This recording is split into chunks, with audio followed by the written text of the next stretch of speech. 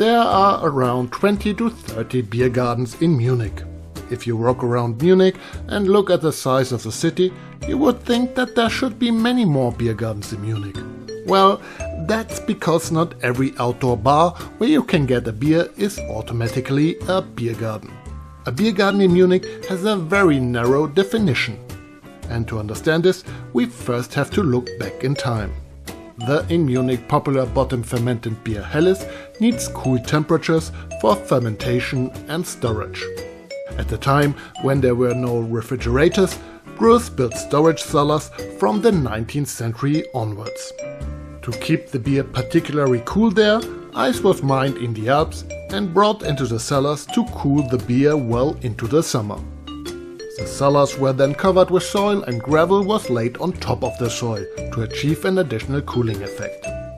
As if that wasn't enough, chestnut trees were also planted, and only chestnut trees. This is because the chestnut tree is a swallow-rooted tree. This means that the roots do not grow into the cellar. With the shades of the trees, the gravel, the soil and the cellars filled with beer barrels and ice, the people of Munich could even enjoy cool beer in the summer, which they did extensively. However, this led to another problem. The restaurant owners in the city lost customers, who wanted to drink warm beer in the summer. The town's innkeepers then made their concerns known to the king Maximilian I. He recognized the plight of the innkeepers and issued the following decree in 1812. The breweries may continue to serve their beer in summer, but they are forbidden to sell food. Since this time, however, customers have been allowed to bring their own food. And this is still the practice today. In summer, families come with picnic baskets and spread out their tablecloth and plates on the beer garden tables.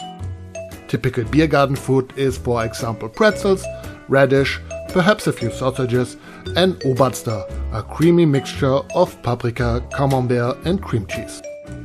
Today, you can recognize a typical Bavarian beer garden by the following characteristics: the chestnut trees and gravel, the typical long beer benches and beer tables, and the self-service.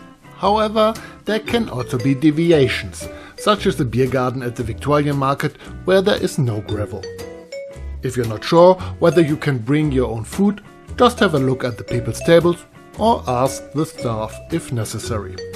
Many beer gardens today also have a staffed area, but you are not usually allowed to take your food there.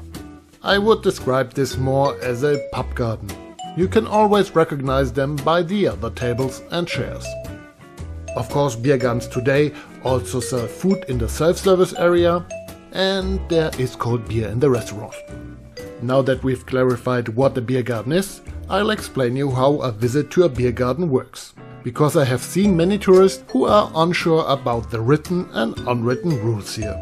The most important rule has already been mentioned: you can take food with you, but not drinks. The self-service area in beer gardens works more or less the same everywhere. It actually works like any company canteen. Here you will find pretzels, cold and hot dishes. Typical Bavarian food would be pork knuckle with dumplings, or a Leberkäse, which is basically a kind of sausage in a square form. Some beer gardens also offer spare ribs. Then you'll find sausages of all kinds. Currywurst has now also found its way everywhere, although it has to be said that currywurst is more of a Berlin specialty. I'm not saying that currywurst has to be bad in beer gardens, but it just doesn't come from Munich. Cold dishes include salads of all kinds, cheese platters, smoked sausages, and of course the obligatory Oberster. Then you will often find a separate stall selling Steckerlfisch, grilled fish on a stick, in a beer garden. It is important to note that the prices are given per 100 gram. So a mackerel does not cost 360. It is best to simply ask how much the fish weighs and costs. Or you can ask for a small or large fish. Mackerel has become the typical Steckerlfisch, but salmon trout and sea bass are also on offer. Now we come to the main character of the beer garden, the beer. The beer is usually served in large 1-liter mugs, mass. You simply take a beer which is served in the self-service area. If the beer is poured too stingently, you can also ask the innkeeper if he can refill it. You can clearly see here that the beer has 2 different shades of yellow. This is because there are mugs of Helles, the Munich lager, in the foreground, while the 2 lighter mugs contain Radler, shandy, a mixture of half beer and half lemonade. Very refreshing in summer. Then there is another stand where you can get all the other drinks, from alcoholic drinks such as wheat beer and wine, and of course the non-alcoholic drinks of non-alcoholic beer, juices, spritzers and sodas.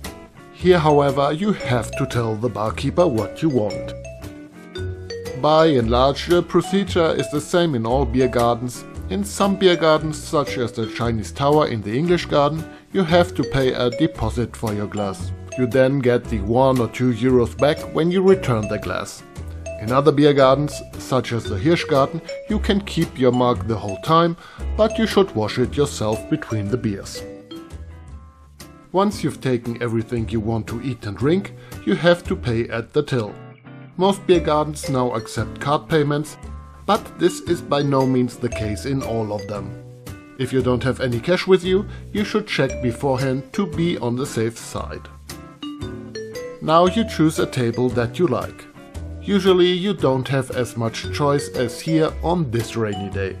Beer gardens can also be very full and all the tables are already occupied. That's why it's very common to ask if there's still a seat at an occupied table. And if you're sitting at the table yourself, you should always say yes if you have a seat. This is simply Biergarten etiquette and a great opportunity to make new friends.